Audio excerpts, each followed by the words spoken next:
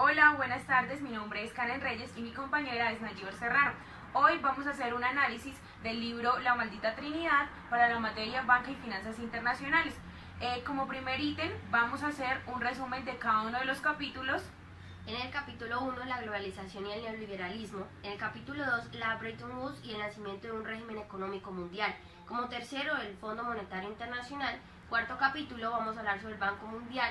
El quinto capítulo es la Organización Mundial del Comercio. Y como sexto y último capítulo es la Alianza de Washington y la Wall Street. Como segundo ítem vamos a mostrar la posición del autor frente a la actualidad. Y el tercero, una breve conclusión del libro. Gracias. La globalización y el neoliberalismo es el primer capítulo donde nos habla Roland Robles de la comprensión del mundo y la intensificación de la conciencia del mundo en su conjunto.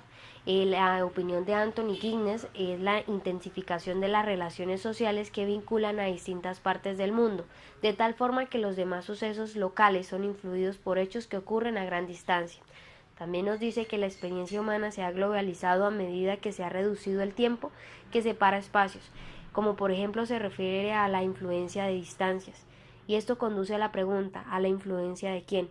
Ya que esto puede ser acompañada o puede ser producida. Por lo tanto, en lugar de pueblos diferentes que simplemente interactúan más a medida que los espacios se reducen, tenemos un proceso en el que la cultura domina a otras, o una serie de instituciones que controlan a las demás. Esta oposición no se puede describir simplemente como un choque de civilización a lo largo de fallas geográficas. Y el neoliberalismo son ideas fundadas frente a derechistas, pero no conservadoras, acerca de la libertad individual, la democracia política y los mercados que se autorregulan y el espíritu empresarial. Se convirtió en las ideas derechistas de la idea de los problemas macroeconómicos como la inflación y el endeudamiento son excesivos gastos públicos que hacen aumentar la cantidad de dinero que circulan en determinada sociedad. El capítulo 2, el Bretton Woods y el nacimiento del régimen económico mundial. Este capítulo analiza las condiciones políticas y económicas que hicieron posible la conferencia del Bretton Woods, que creó el Fondo Monetario Internacional y el Banco Mundial. Este capítulo trata de dos tipos de condiciones. Por un lado, las condiciones de la realidad político-económica, denominada por un gran declive del poder geopolítico británico, las consecuencias de la Gran Depresión y el ascenso de Estados Unidos al poder mundial. Por otro lado, las condiciones de la teoría económica, especialmente de la ruptura del sagrado paradigma clásico neoliberalismo y el ascenso de una en medida keynesiana. Estos dos grandes cambios coincidieron para formar una especie de club mundial keynesiano, las instituciones del Bretton Woods, creadas para regular las relaciones económicas internacionales de tal forma que el mundo nunca más sufriera la amenaza del colapso total. El marco institucional de la nueva hegemonía mundial parecía ser el resultado de las consultas entre estados nacionales iguales, pero en realidad históricamente es muy diferente. Todas las grandes potencias, Estados Unidos ha sido la más renuente a dejar de gobernar, por lo cual la entidad pareciera una institución independiente. El capítulo 2 registra con cierto detalle cómo Estados Unidos llegó a denominar el Programa Económico Internacional de posguerra. Este capítulo sostiene que el Fondo Monetario Internacional y el Banco Mundial fueron establecidos como instituciones dominadas por Estados Unidos como referentes colectivos de la política económica internacional de Washington. Las armas, dirán algunos, de nuevo orden mundial caracterizado por un imperialismo más sutil pero eficaz.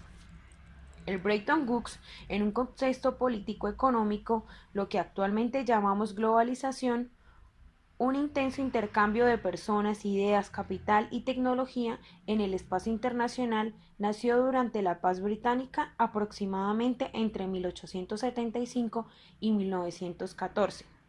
Esta visión clásica suponía dependencia mutua, recíproca y relativa, igualdad en la capacidad política y militar de los estados nacionales, pero desde luego esas condiciones no existían en el periodo posterior a la Segunda Guerra Mundial.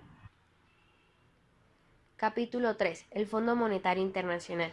El capítulo 3 nos indica que se reconstruye la historia del Fondo Monetario Internacional, donde las poderosas y las dos instituciones de las Bretton Woods están originariamente el FMI y se ocupa de los tipos de cambio y de otorgar créditos para balanzas de pagos, aspectos importantes pero relativamente libres de controversia de la regulación financiera internacional. Al comienzo, los préstamos a corto plazo del Fondo Monetario fueron utilizados principalmente por el mismo círculo de economías industriales que había dominado la función y la institución. A mediados de los años 70, el Fondo Monetario adoptó una postura más intervencionista y pasó a otorgar a países del tercer mundo préstamos condicionados a medidas de austeridad. En nuestra opinión, la condicionalidad de los préstamos se basó en una concepción ideológica particular acerca de la forma en que los países alcanzan el crecimiento económico. Esta concepción, a su vez, fue formulada por políticos y burócratas de derechas, que actuaron principalmente en el Tesoro de Estados Unidos durante distintas administraciones republicanas en la década de 1970 y 1980. El resultado de la condicionalidad neoliberal, junto con otras medidas políticas, relacionaron como liberalismo el movimiento internacional del capital. Ha sido destrozado para los trabajadores. El descontento, que comenzó en forma de disturbios en demandas de alimentos, creció hasta transformarse en masivas protestas populares cada vez que el fondo interactúa y realizaba reunirse. El modelo de la estructura del Fondo Monetario, ya que fue creada en 1945 cuando los gobiernos firmaron el convenio constitutivo resultante de la Conferencia de los Bretton Woods de 1944. Esta estructura nos permite fomentar la cooperación monetaria internacional por medio de una institución permanente que sirve para y como mecanismo que consulta y colabora. Segundo, facilita la expansión y el crecimiento equilibrado del comercio internacional. El tercero, nos ayuda a fomentar la estabilidad cambiaria, procura que los países miembros mantengan un régimen de cambio ordenado. Su cuarta y forma de estructura nos coadyuva a establecer un sistema militar de pagos para las transacciones y corrientes que se realicen entre los países miembros. Como quinto, es infundir la confianza a los países miembros poniendo a su disposición temporalmente una garantía adecuada de los recursos generales del fondo. Sexto, nos acorta y aminora el grado de separación de la balanza de pagos en los países miembros de 1990. Capítulo 4. El Banco Mundial. El capítulo 4 relata la trágica pérdida del potencial de lo que iba a ser el Banco Mundial de Desarrollo. Al principio, el Banco Mundial fue un actor secundario de la reconstrucción de Europa y posterga cuando se llamaba Banco Internacional para Reconstrucción y Desarrollo. En la década de los 50, la institución pasó a concentrarse en créditos a proyectos en los países más ricos del tercer mundo. Pero en los años 60 y 70, con la formación de la Asociación Internacional para el Desarrollo, bajo los auspicios del banco en tiempos de revuelta social y posibilidad de transformación política, la reducción de la pobreza y el desarrollo rural se transformaron en la principal preocupación del banco bajo una forma estratégica de necesidades básicas. Aunque esto sonaba mejor en el discurso del desarrollo de lo que resultó en la práctica la verdadera tragedia para el Banco Mundial. No llegó hasta fines de los 70, cuando frente a un claro giro hacia la derecha en la situación política, el banco involucró en el ajuste estructural aplicando medidas neoliberales cada vez más en concierto con el Fondo Monetario Internacional. Además, el banco comenzó a recibir crecientes críticas por su falta de cuidado en los proyectos financieros y por el daño causado por sus créditos estructurales más amplios. La reacción del banco en cuanto a la participación pública y reforma progresista de su orientación, también ha sido una superficie hasta ahora. Sin embargo, el Banco Mundial es la conciencia de la estructura internacional del gobierno y también su punto débil, visto con recelo por la derecha y deplorado por la izquierda. La estructura del Banco Mundial actualmente está integrada por 5 instituciones especializadas. Primero, el Banco Internacional para la Reconstrucción y Desarrollo. Segundo, la Asociación Internacional de Desarrollo. Tercero, la Corporación Financiera Internacional. Cuarto, organismos multilaterales de garantía de inversiones. Quinto, el Centro Internacional de Resolución de Diferencias Relativas e Inversiones. El capítulo 5 presenta una breve historia de las condiciones políticas, económicas e ideológicas que dieron origen al GATT, el Acuerdo General sobre Aranceles Aduaneros y Comercio. El capítulo nos resume las distintas rondas de negociaciones que ésta tuvo, hasta la ronda de Uruguay, que terminó en 1994 en una reunión ministerial en Marrakech, donde se amplió el alcance de los acuerdos comerciales y se fundó la Organización Mundial del Comercio. Asimismo, este capítulo nos analiza la estructura organizativa de la OMC como administradora de lo que acabó siendo una compleja serie de procedimientos institucionales que rige el comercio internacional. Más adelante sometemos a la OMC a una intensa crítica donde analizamos su mecanismo de revisión de políticas comerciales como instrumento de disciplina neoliberal en un espacio discursivo restrictivo. Asimilamos su historial en la resolución de conflictos para determinar si prefiere siempre el libre comercio sobre la regulación medioambiental. Estudiamos sus actitudes hacia los trabajadores para detectar prejuicios de clases y estructuramos su acuerdo sobre los derechos de propiedad intelectual para determinar la potencia acaparando las ideas por parte de las empresas multinacionales. Por último, el capítulo analiza distintos tipos de oposición de la OMC, haciendo incapacidades en el astillo de la protesta de Seattle en 1999 y termina con una evaluación crítica general sobre la OMC, la Organización Mundial del Comercio.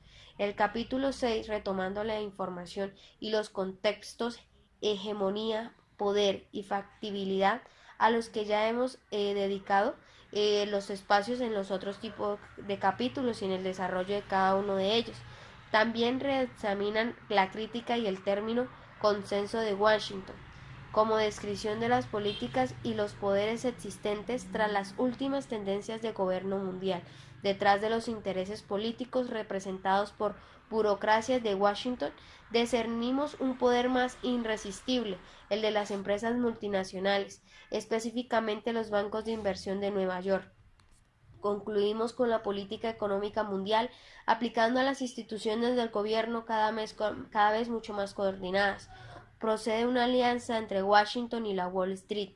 El mundo económico creado por el gobierno mundial es el que concibieron los banqueros, sin pensar que su correcta visión producía un capitalismo salvaje que aludiría al control de las más poderosas instituciones.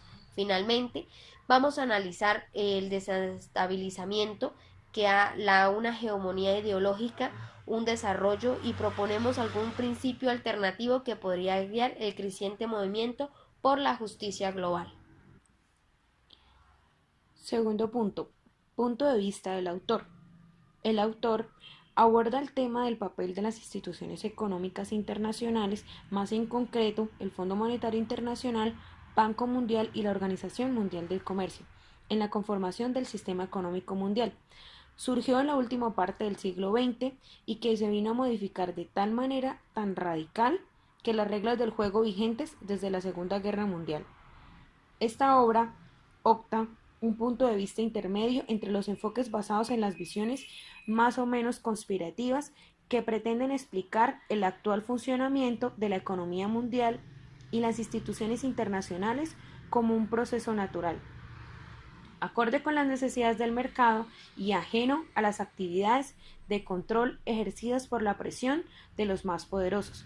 La obra es tal vez algo ambiciosa en su planteamiento, lo que pretende abordar a la vez diferentes tipos de exigencias. Por un lado, la evolución de la doctrina económica dominante, el tema al que dedica buena parte en el primer capítulo, en el que se combinan los aspectos teóricos con reflexiones sobre las características del actual proceso de la globalización.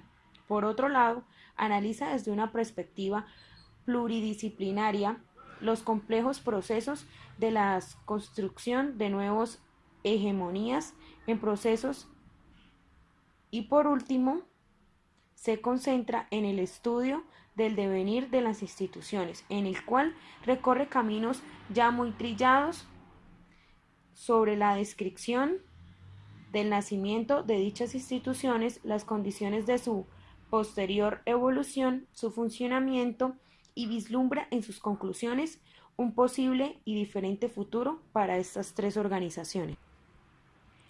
Tercer ítem. Conclusión y punto de vista. Nuestro punto de vista sobre este libro es que este pretende evidenciar el daño que tres instituciones globales como el Fondo Monetario Internacional, el Banco Mundial y la Organización Mundial del Comercio, a los cuales el autor se refiere como la maldita Trinidad, son las causantes de la pobreza en decenas de países del tercer mundo. En este libro, el autor nos muestra y evidencia de tal manera que se han generado muchísimas tragedias a lo largo de las últimas décadas, se han visto a causa de las exigencias que estas instituciones le dan a los países del tercer mundo para poder seguir recibiendo sus créditos.